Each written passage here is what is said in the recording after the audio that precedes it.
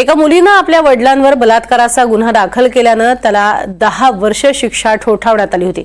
मात्र मुंबई उच्च न्यायालयाच्या नागपूर खंडपीठानं मुलीची तक्रार खोटी असल्याचा निर्वाळा दिलाय आणि त्या पित्याची निर्दोष मुक्तता करत तात्काळ कारागृहात सोडण्यास सांगितलंय।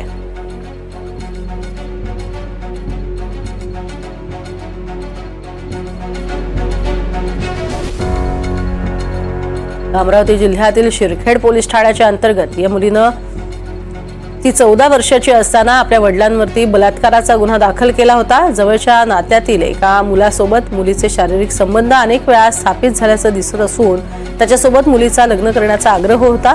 मात्र वडिलांनी यावर आक्षेप घेऊन नकार दिल्यानं अल्पवयीन मुलीनं बलात्काराची खोटी तक्रार केली अशी शक्यता आहे, असं निरीक्षण नोंदवून उच्च न्यायालयाच्या नागपूर खंडपीठानं वडिलांची निर्दोष मुक्तता केली आहे। तर एकीकडे पित्याला 10 वर्षांची शिक्षा ठोठावण्यात आलेली होती। मात्र मुलीचे आरोप खोटे असल्याचा निर्वाळा हा न्यायालयानं दिला आणि त्यानंतर वडिलांची सुटका झाली।